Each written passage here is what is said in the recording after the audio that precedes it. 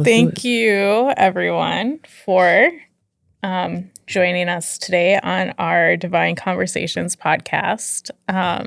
Today, it is just myself, Tatiana Burgum, and Tatiana Kirk, the T squared, as we're called. And we are going to talk about a subject that we probably really haven't talked about a whole lot together.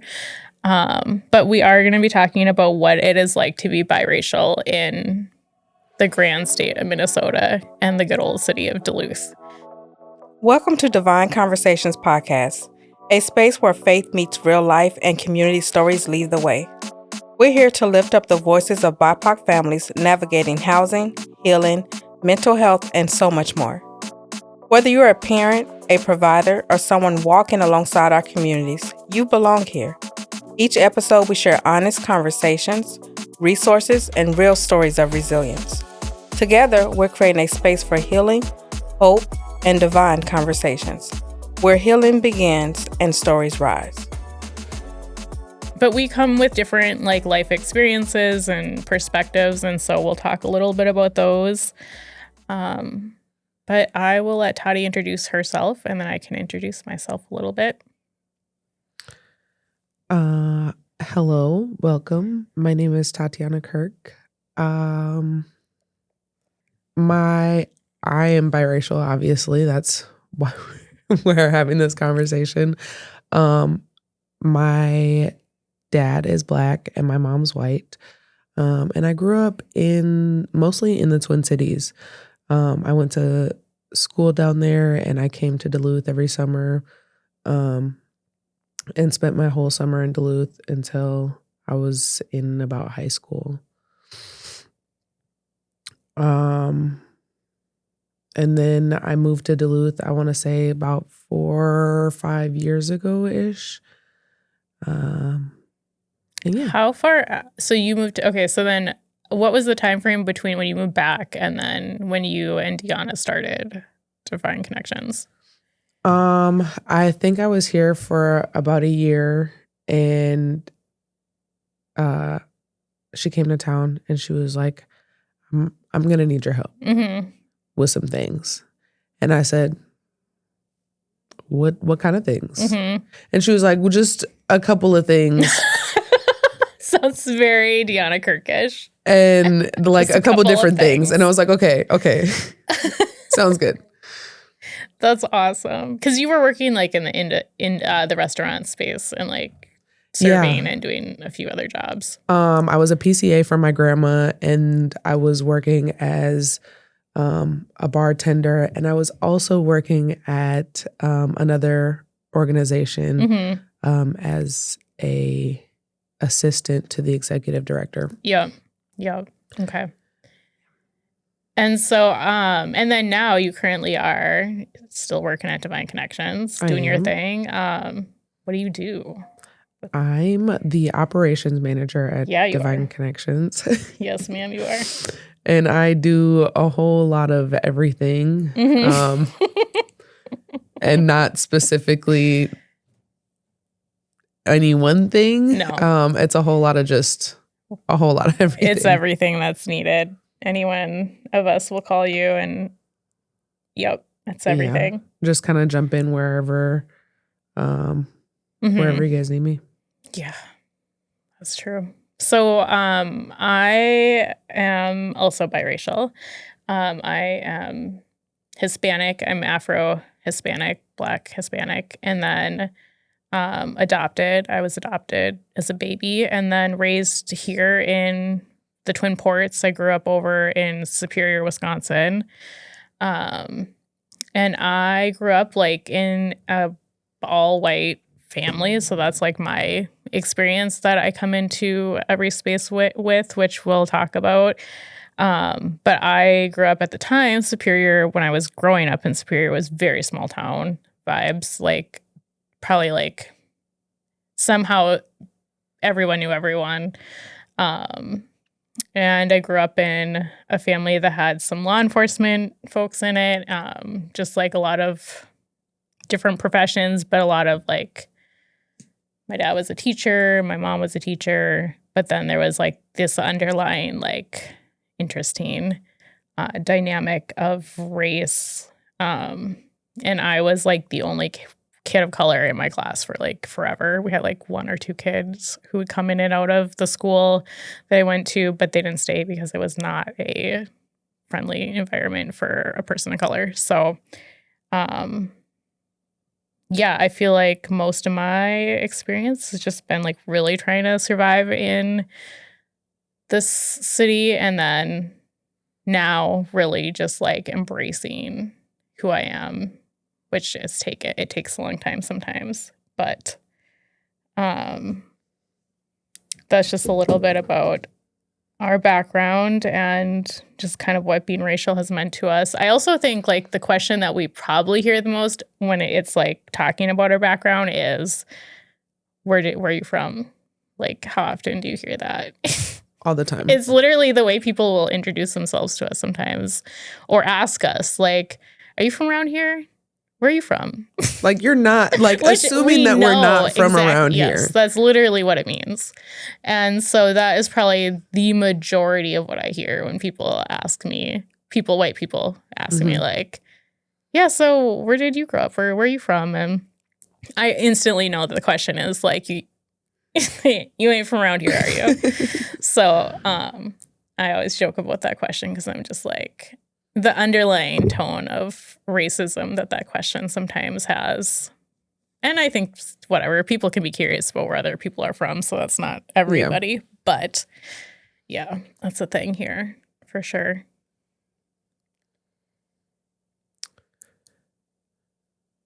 Have you ever felt like you felt pressure to pick a side or one identity more strongly than another part of your racial identity? Oh man, that's an intense question. What are your thoughts on that? In certain spaces, I definitely have felt like the pressure to, I guess, pick a side in a sense. Like, I have to be a certain way or act a certain way with a certain set of people. I think that I've felt pressure, with my mom's side of the family to pick a side, mostly because I look the way that I do, like not every biracial child looks the same. And so like my best friend is also biracial and she's light skinned and white passing. And, growing up for us was a little bit different just because we looked different. We grew up and went to the same schools and we had the same friends and we experienced a lot of the same things, but we were different. It was different because we looked different. Yep. Completely different experiences. I felt pressure there, especially with, like my white side of the family because I didn't look like any of them at all, not even a little bit. And I feel so because I've met both your mom and your dad, you definitely look like your dad. I love it. Sometimes you'll be like, oh, I'm looking like my dad today. I'm like, sorry, I don't know. But yes, you do definitely look like you are your father's daughter. But then you do also look like your mom. And I think that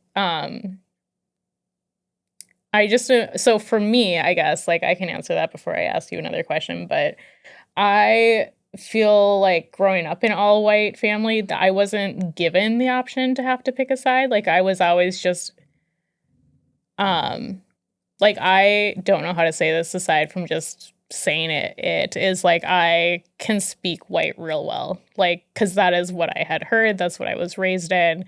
I can be in white spaces and feel completely comfortable and yet super uncomfortable because I force my like colored part of me to like take a back seat.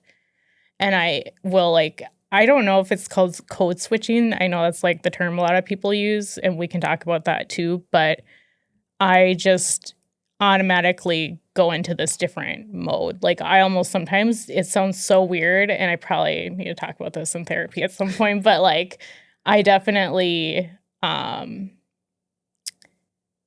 shut down my sides at times of like who I am as a woman of color in a white space. because I know I can, one, get what the point that I need to get across, I can get it across with talking a certain way in that space.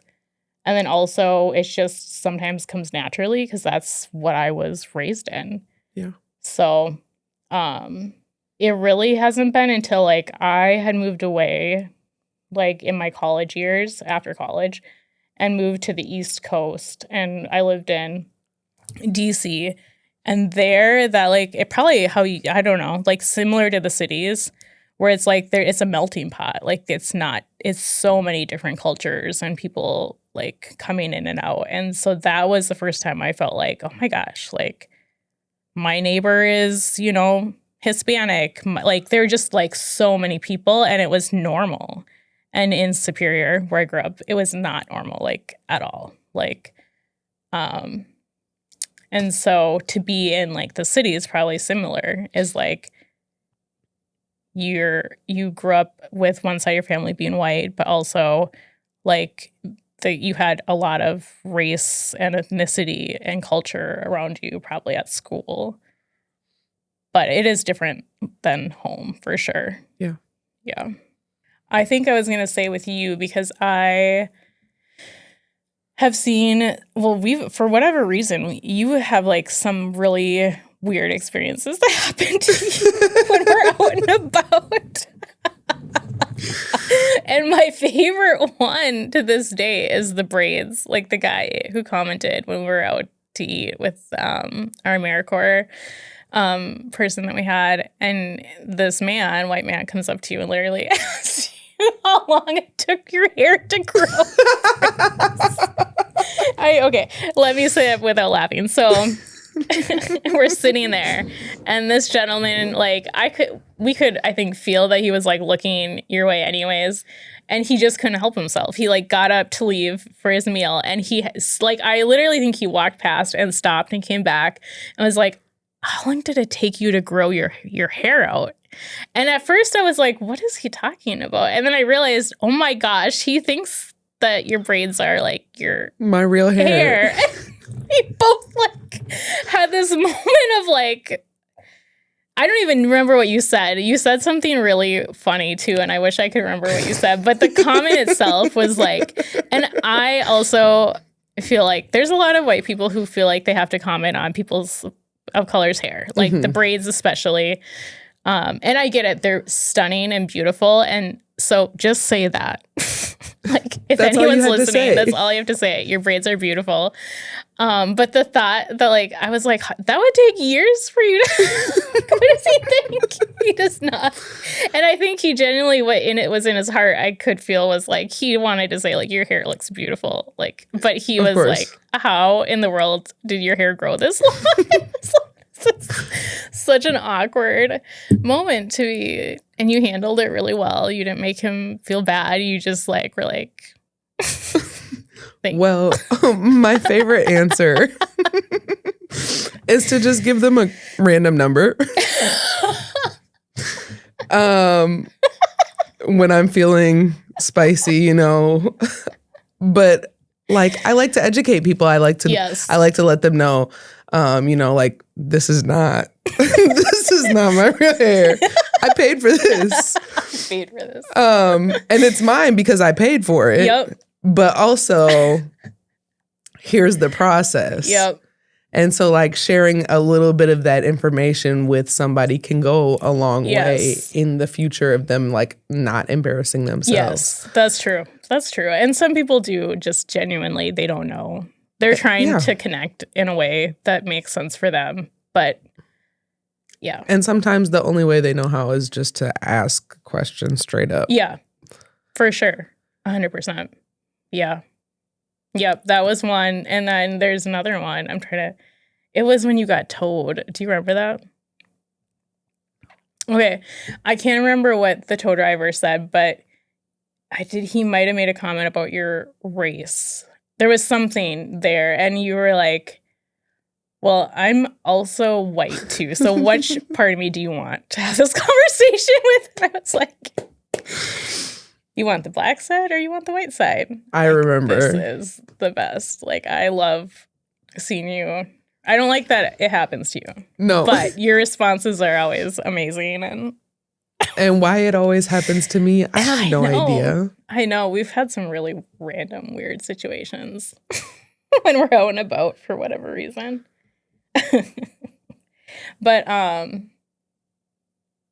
yeah, I guess too, like, I guess when we talk about even like appearance wise, like with hair, I have noticed, and I don't know, did you have a point where you straightened your hair when you were younger?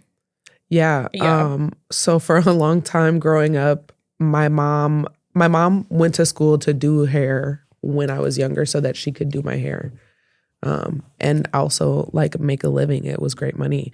It probably still is. I mean, Yep. It's an art. For sure. For a long time, she relaxed and straightened my hair because it's easier to do that way. Same. Yeah. And I understand that. I get For that. sure. But at the same time, as a child, I never really got to know like my curly hair. Mm-hmm. And so when I was in high school, I stopped and tried to wear my hair curly, and it wasn't curly anymore. It's like this weird Jerry curl. And I was like, what is this? I thought I was black. Now I'm confused. I'm confused now.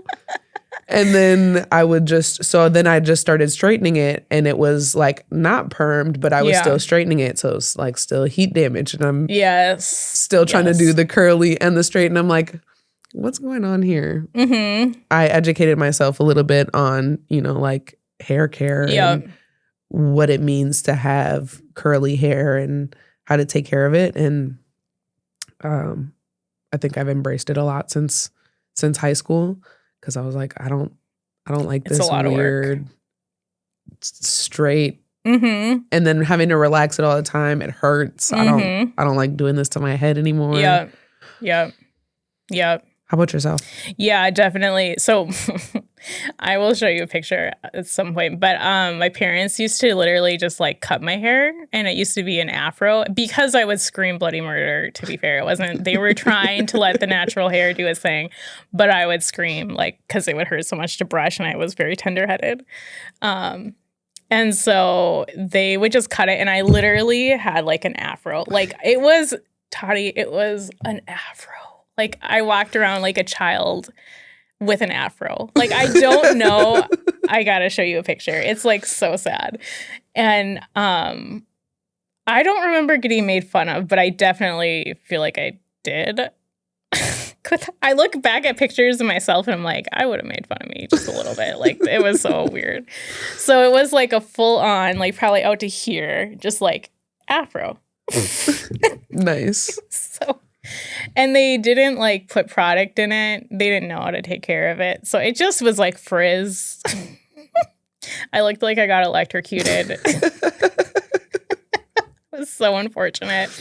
But then when I got in high school, then I started to do like, I would dye my hair just to get it straight because like the bleach would straighten it, you know? So I had like every color imaginable just trying to straighten it. And then I would straighten it, which caused, my poor hair has had so much heat damage. It's so bad what you do to your hair. But then as I got older and more in a professional space, I would straighten my hair a lot. And I noticed that when I would straighten my hair, people would treat me differently. Yeah. And I'm sure you've felt that too. Yeah. Like, especially in professional settings, I don't know, it's just is like more acceptable for a woman of color to be in a space with straight hair, which is like absolutely disgusting to say, but sometimes just feels like the reality in communities like this. Yeah. So yeah, I would straighten it a lot. And then I haven't really the past few years because I was like, I just don't care anymore. Like my hair is crazy. If I look unprofessional, that was also the comment. I don't know if you've ever gotten that where it's like, oh, crazy hair day. Like, even though your outfit might be like on point and you look great, your hair somehow like disqualifies you in a professional space. So yeah, I've had that. I think the time that it really stuck with me is I was working in a dental office, and my mom's a dental hygienist now. And so I was working in one of the same offices that she worked at, and the vibes were always upbeat and happy. You know, I'm working with my mom. Yeah. I'm having a great time. Everybody treated me well. And then we got this training manager that came in, and she was taking over the office because she had to take over an office so she could complete her training or whatever. And I came into the office one day off of a fresh wash and go. My hair was looking good. So it was a little bit of an afro. It was still kind of wet. So, you know, it's got like a kind of more tamed look to it. And my outfit was great. It was one of those ones that I just pulled fresh out of the closet. I was like, okay, I'm having a great day. I'm having a good time. I stopped and grabbed Starbucks. I get in there and she's like, oh, so we're just not doing our hair today. And I was like, what? Why would anyone say that? Oh my gosh. I turned around and I said, are you talking to me? Right. Like, I don't know who you're talking to. And she's like, what? Well, yeah, it just looks all crazy today. And I'm like, I didn't know what to say. Yeah, I wouldn't have either. It was like she rained on my whole parade. Yep. My day after that was terrible. I'm pretty sure I probably cried on my lunch break. Yeah, same. I would have. And like working with her after that was like, wow, how do you really see me? How do you really look at me? Yeah. What do you really think about me? Yep. If this is unprofessional, then what is it going to look like in 30 minutes from now when it's all the way dry? When it's actually, you ain't seen nothing yet, lady. Hold your horses, okay?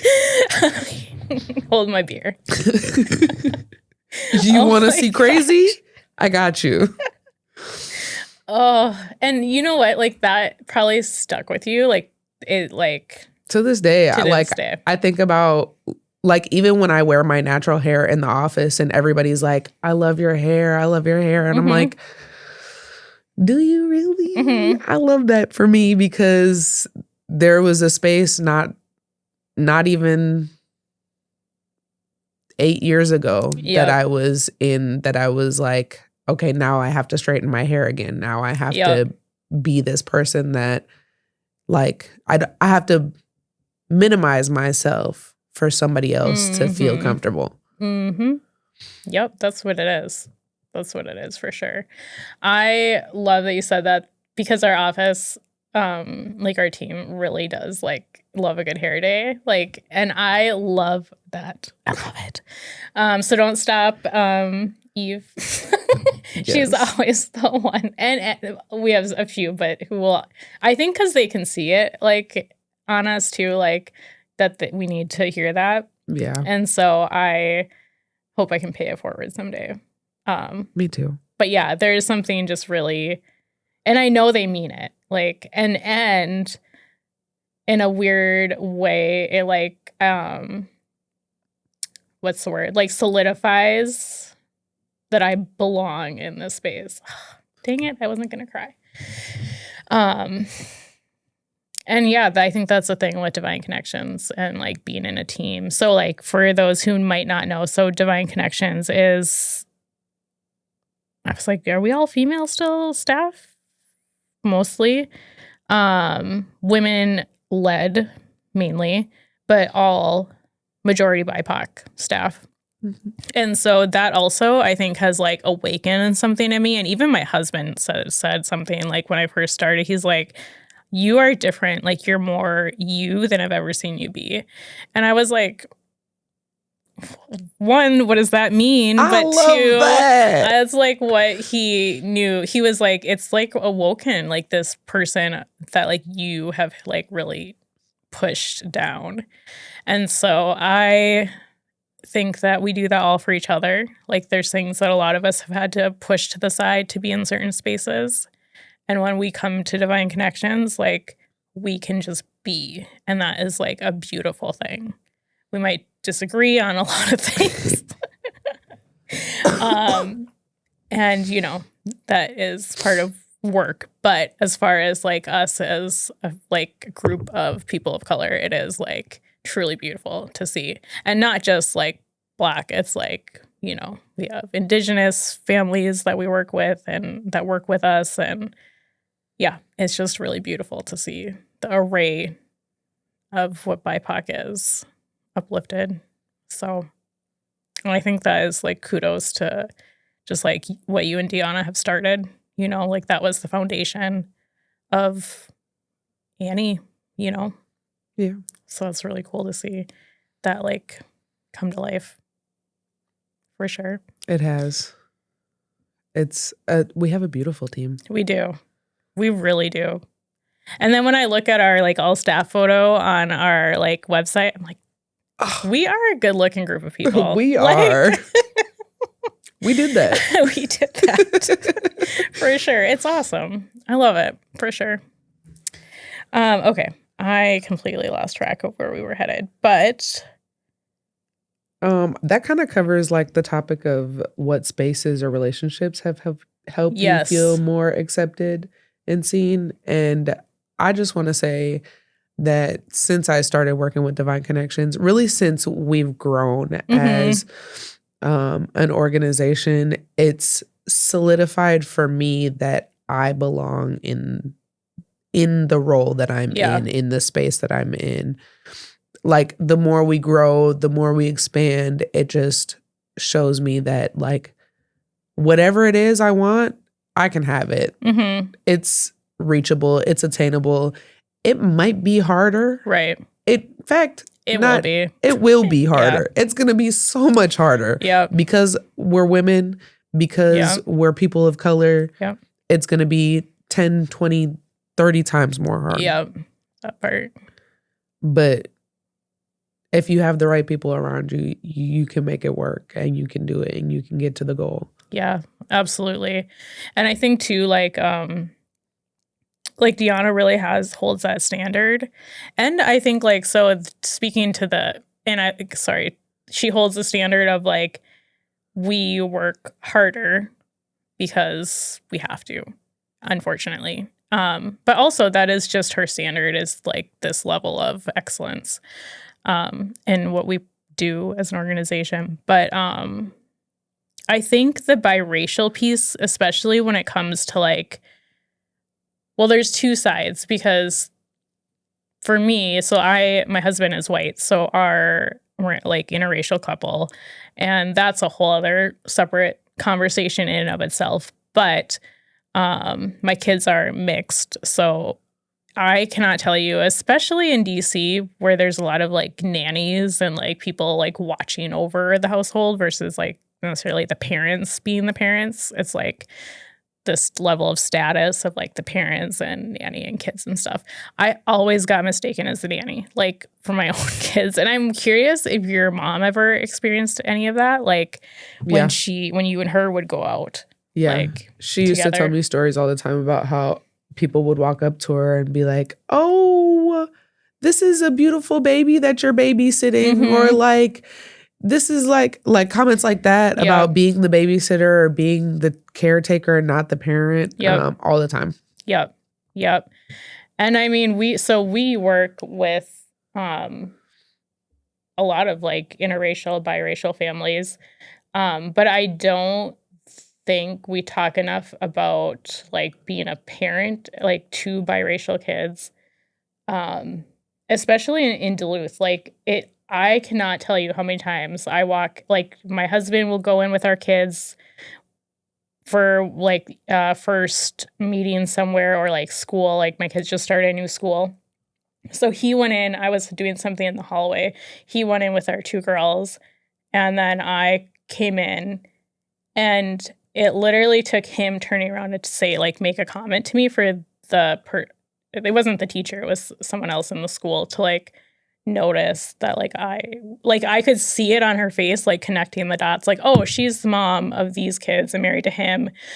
And so there's all this like mapping that you can see in someone's face, like when you probably see it when you're with your mom a lot, is like people are trying to put the dots together, like, are they friends? Are they like, what's the relationship here? Like trying to figure out the whole story. And it's kind of tragic to see on someone's face, but I also understand it. So I'm not super, you know, we listen and we don't judge. But it is really hard to watch when you are someone's parent and then and probably as a daughter now, as you're older, to have that disconnect be like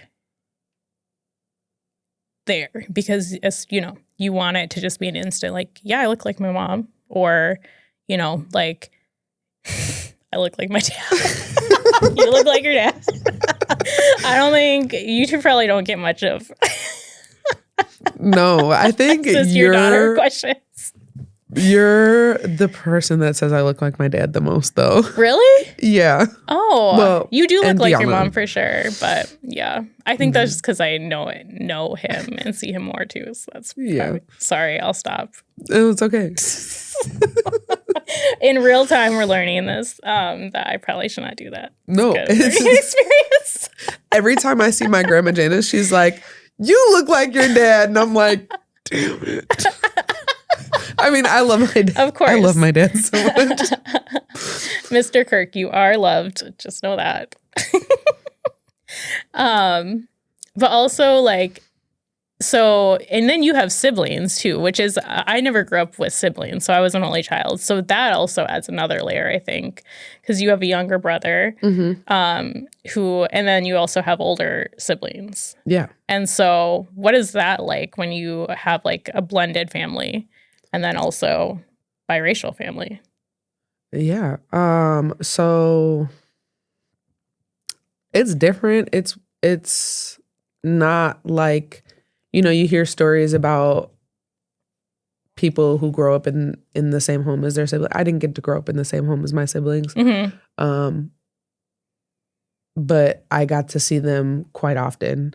And we had like strong relationships. Yeah. I was around for my youngest brother growing up for about, I want to say the first 6 years or so before I moved out. Yeah. And so that was also a different, you know, experience. Yeah. I had never grown up with siblings in the same house as me, let alone I'm 13 years older than my youngest brother. The age gap. So that age gap, I'm like, why is there a kid in my space? And I've never dealt with kids or siblings before. I'm like, ew, don't do this. Don't touch me. Don't touch my stuff. Yep. He's in my room touching stuff and doing all types of... And then at that point, we would go out, him and I would go out together, and I would get mistaken as the mom. That's what I was just going to ask. You guys do get mistaken for... Still, we get mistaken. I get mistaken for his mom. We look like so similar. It's kind of scary. Oh, so it is like people, I guess it could. But yeah. That's a really interesting dynamic. But, you know, like... we still play fight. Well, like I'm 13. Like I'm literally gonna kick his butt. I am. Next time I see him, I'm gonna have to put him in a headlock. You know, it's weird because my brothers and I, growing up, like we had there was no question of if that's my sister because I was always around them. Yep. People in the community, like we went to the Washington Center when we were kids. Yep. And they always knew, oh, that's Cantrell's sister. That's Lavelle's sister. Yep. Like, they know who I was. And then we'd go out as a family, and there was no question of if I'm that family's child because I look like the rest of them. Yep. Whereas if I go out with my mom and... Yep, your brother. My brother, it's what's the dynamic here? Is this the... nanny, or is this the so-and-so, you know, like... Yep. And I also think there is like, what's the word? Like a mental load. Is that what it's called? Like a mental weight sometimes socially. So like sometimes it's easier to not, like it depends. Like if I am going through small town Minnesota, you will not see me at a hole in the wall place. Like even if I'm starving, I will wait until I get to a bigger city to go and eat food because I know what is going to happen when I walk into that place with my kids. Yeah. So, yeah. And so sometimes like the the mapping that happens for people. Like, I just don't even want to have to worry about it. I don't want to have to see it. I'd rather just move on with my day and not have to have the looks and the questions and the vibe that comes with small town Minnesota sometimes. Yeah. Well, my grandparents live in Superior, and they've lived in Superior my whole life. And my mom grew up in the Duluth area. But when she moved away, I would go and visit my grandparents. And so I would come to Superior, and they would take me out to eat. And like, even as a young, small child, I could feel that like pressure of who is this child? Why is she with these white people? What are they doing? Part. Did they adopt her? Did they like the mapping that goes on? The gymnastics. It's wild. The acrobats that they do in their mind is just insane. Like the theories that they could come up with just out of thin air. And I'm just here to eat a pizza with my grandparents. Yes, that's it. That's so real. And like my grandparents don't know any better. This is their spot. They come here every Thursday for pizza.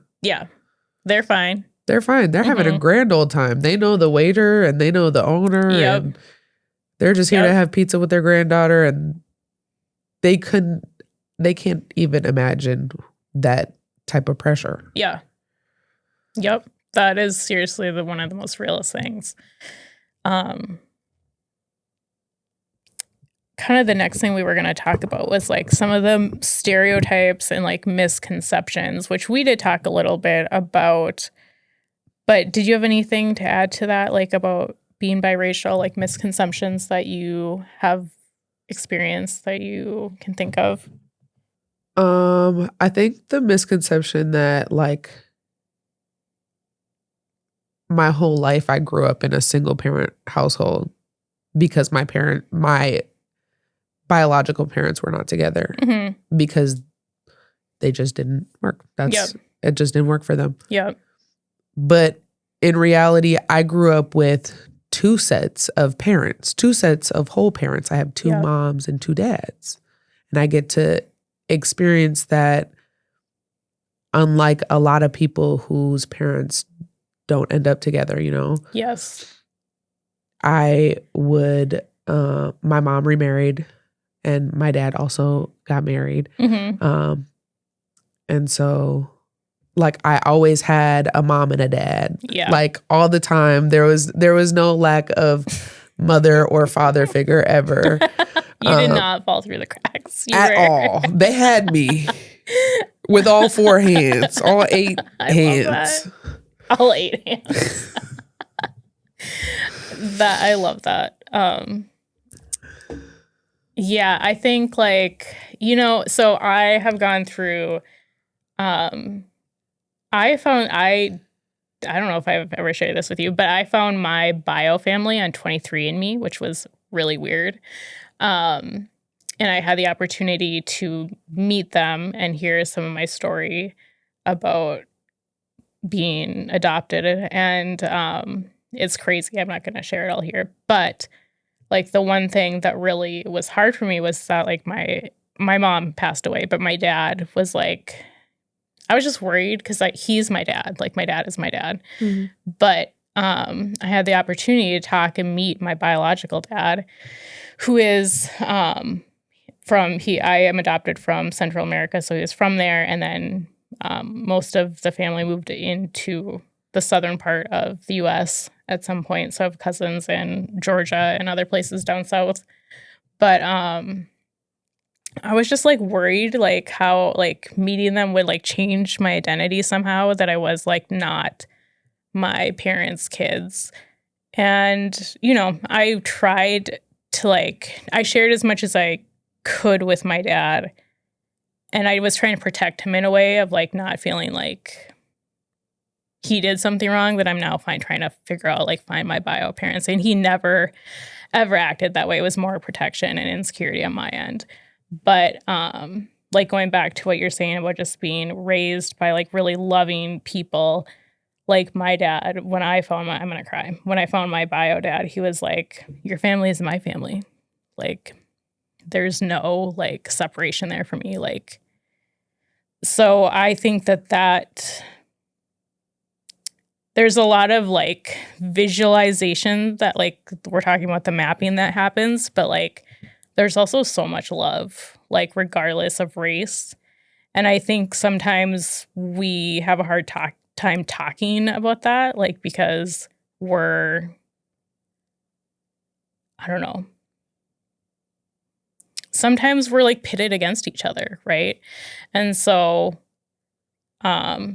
there's often times where I feel like, oh, should I feel some type of way because I was raised in an all-white space? Like, should I feel bad about that?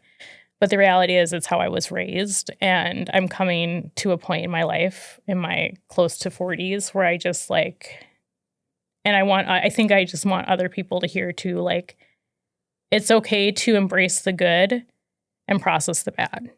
Like, it's okay if you are biracial and you were raised by, you know, mainly white parents, or you had this experience in an all white environment, to feel like I still was okay with it, you know? Like, there were some really hard pieces of it, but also that was my family, you know? Yeah.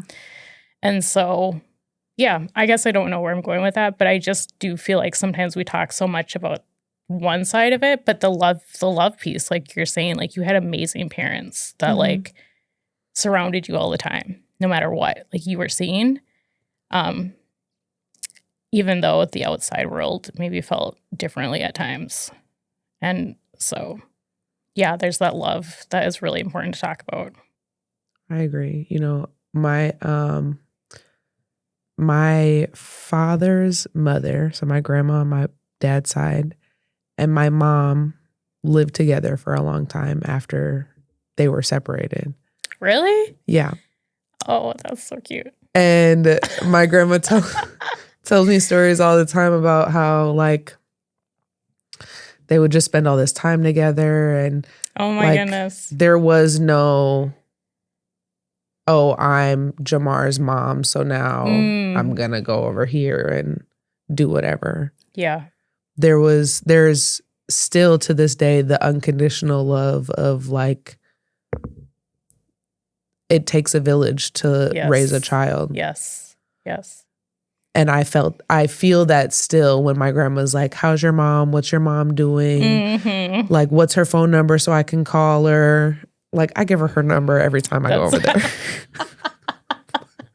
She's got the number. It hasn't changed. She's got it. It's just, that's so sweet. Oh, the family, you know, and I think too, like, we've come a long way. We still have so far to go. But I think for anyone listening, like, I think in our community, like the BIPOC community is fairly small in Duluth, especially like the Black community. And, you know, we just had like, I think, well, two thoughts. Sorry. The first one, and I think we've shared a little bit here, but you and I both have conversations sometimes where we're just like, am I Black enough to be here? Like, we have conversations like that. And sometimes it's not even a conversation. Sometimes it's just a comment. And sometimes it's just like, I need to get it out and like just say that. And I do think like for anyone who feels that, one, it's normal. But two, like any space you go into, like you are enough and you're always like who you are. And you have to really do the work, like, and it is work to be able to say, like, yes, I belong here. Like, it's a lot of work. I don't know. For me, it's been a lot of therapy.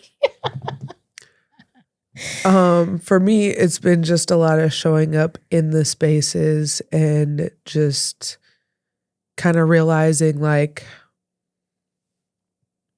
I was also trying not to cry. Y'all were crying. Just realizing, like, when people see me show up, people are happy that I'm around. Yep.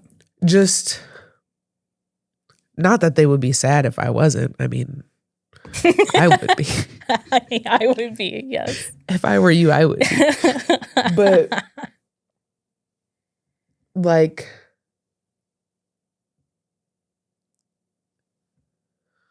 the feeling of welcome that the space that we've created, like, just welcomes you at the door almost. Yes. Yes. You remember the incident at the pageant show? Yes. And then we're here and we had our panel conversation shortly thereafter. Mm-hmm. And you made a comment. I don't know if you remember, you made a comment. You were like, if you didn't feel like you belonged before, like, this is the space that you belong in, definitely. Like, we were sitting in this very room. And, and I was like, you're right. And I kind of went home and thought about it. And I'm like, yeah. You know what? Hell yeah. Yeah. I do. And I belong in every other space that anybody else has ever created for Black and brown people and white people. Yes. I'm white too. Yep.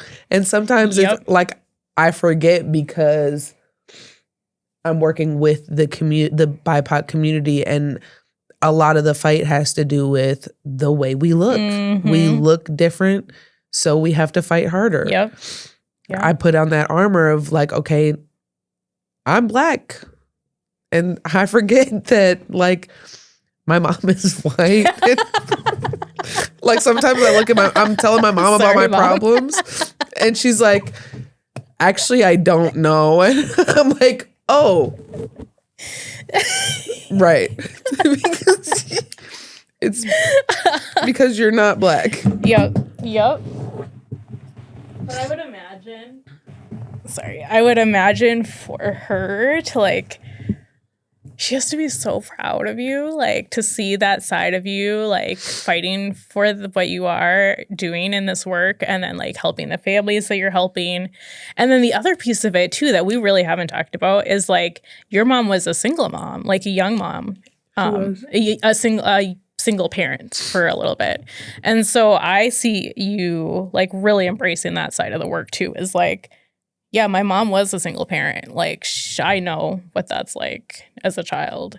And that's also another side. Like, we are so multidimensional. Like, there's so many aspects, like, not just race, gender, like, you know, all of these different things. And so I love watching you because I can see it that, like, you do embrace both sides really well. And it's really cool, especially when you are talking about your mom as a single parent, because that is the majority of who we are supporting is single moms. You know, we help families, but we also help, like, majority of single parent households.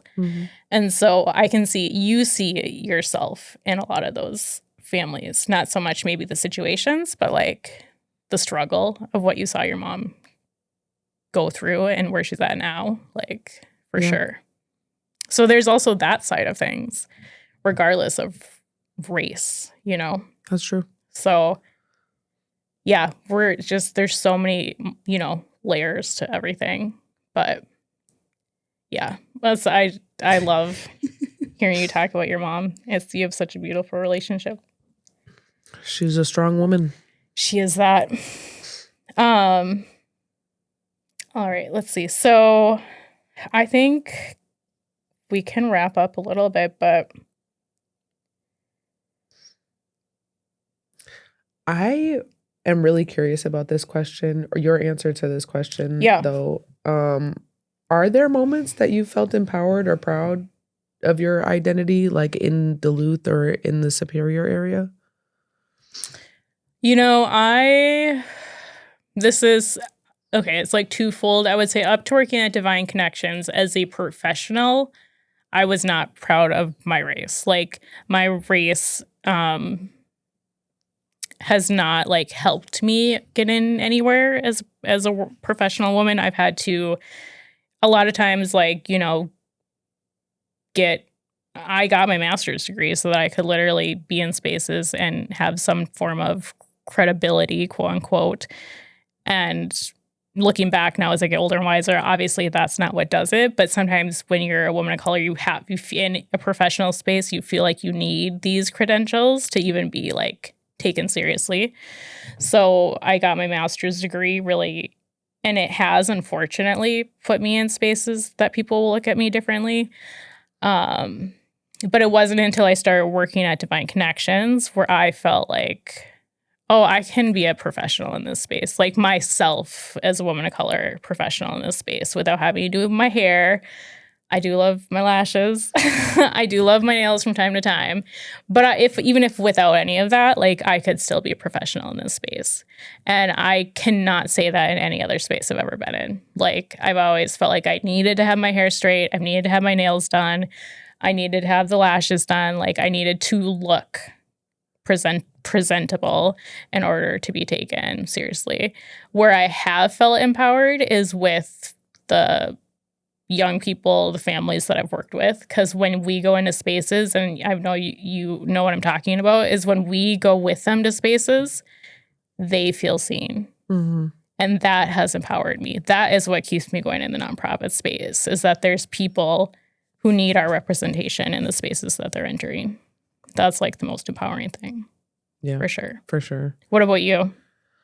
I would say the same. Like showing up in those spaces with the families, being that representation for them, being that like voice that's like, well, hold on here. Like you're only saying that because maybe they're a child of color, or maybe because you've only seen this in cases of people with color, but really it's a cultural thing, or really like you're not seeing all sides here. You're not seeing all sides. You're not fully educated.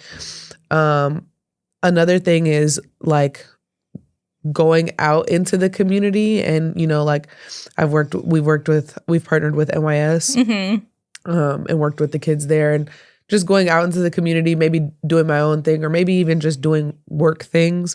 Yeah. Like people recognize me and they're like, oh, you're so-and-so from Divine Konnections and you do this, that, and the third. And I was like, I do. And I seen you on the news. And you did? Yep. You did. It's so cool. I love that. I love that me forcing you to do new media has paid off. It has. Matters. I think that also. I force her to do media, everyone. And she's real good at it. So that's why she's going to keep doing it. I think it's very empowering when you ask me to do the media because like I'm just me. I don't like. You are, and that's why I love it. Like you are just like, I mean, you get nervous. We all do, obviously, but get real nervous. You're really good at it. And then also like I think people need to see you as you represent your grandma when you're on TV. Like, what better representation, What an honor. Truly an honor. It is, for sure. The one thing I guess I haven't talked about, because I'm Hispanic, and I can't even tell you how many times I go. It doesn't ever happen in Duluth, but anytime I go to like a bigger city, within probably about 5 minutes, honestly, I get someone coming up to me trying to speak Spanish, and I don't speak Spanish. So there's like a whole identity piece there too, where I didn't want to learn it when I was little, even though my parents did everything. They were like, do you want to go visit where you came from? Like they tried so hard, and I was like so disconnected from that side of myself. But now as I've gotten older, I'm like reconnecting with my Spanish side. Are you trying to learn Spanish now? No, I probably should. That's not where this was going. Duolingo? Duolingo. Yes. I got bored with Duolingo. I wasn't good at it. I just have like a Wisconsin accent that was not made for Spanish. There is a really weird thing though, that when I listen to Spanish music, and I guess it goes back to like what you heard in your mother's womb, like the language, whatever language you heard is like really soothing. So there is something so incredibly soothing listening to people speak Spanish and hearing Spanish music. But I can't for the life of me say anything. Just no hablo español, which I don't even think I'm saying right. No, can I actually share with you real quick before you share the second piece of this? I grew up in West St. Paul, Minnesota. There's a whole lot of Hispanic people in West St. Paul. Yeah. The amount of times that I've been mistaken for Black and Hispanic I is totally can see that. astronomical. I can totally see that. Totally. Yep. And they'll come up to, I get the same thing. And I'm like, no hablo español. I don't know. Please don't look at me. I hope you're not talking to me. That's so real. Yeah, it's very odd. It's not odd because I'm Hispanic, but to me, because I don't identify with that and I don't speak Spanish. But getting to know my birth family has really helped me embrace it because they're beautiful people. So that helped. But yeah. And also, like, if my dad is listening to this, like, you really tried. I'm not blaming you. I just didn't want, I don't want to be the weird kid in the all-white school speaking Spanish. Anyways. No. All right. So to wrap this up, let's see. We had a few questions, but what advice would you give? Well, here's a better question. What advice would you give your younger self as a biracial kid growing up here now? If you could look back on little Tati.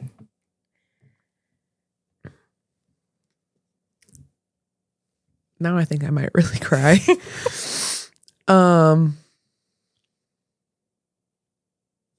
I think I need a second to gather my thoughts. Yeah. Do you have some? No, I think too, like, so many things. I think I would say, like, it's going to be okay. Like, if I could really see, like, my teenage self, it really would be just, like, a hug. And, like, you're enough. Like, you're totally, it's going to be okay. And I think because I have kids and I see my younger self in them, that answer is maybe a little bit easier for me because I do pour that into them.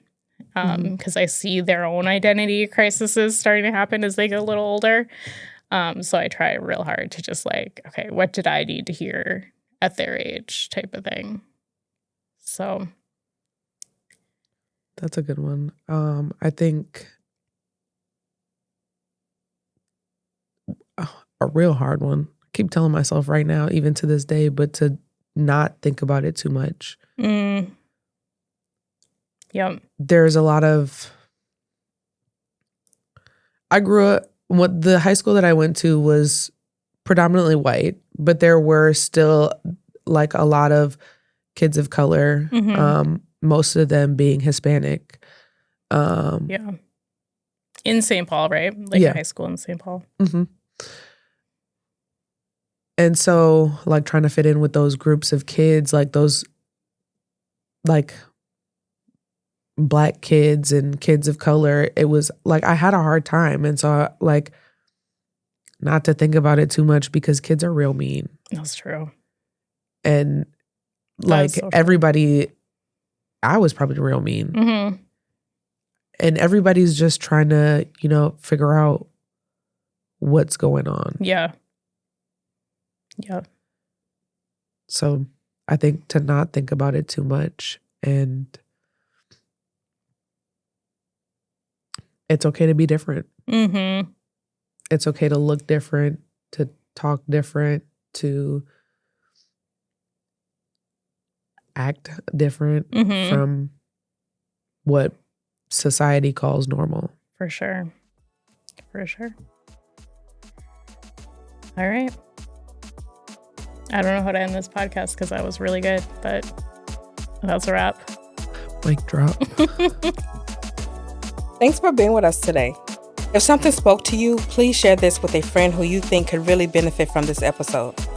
And remember, to help our show grow and reach more people just like you, make sure to follow the show and leave a 5-star review.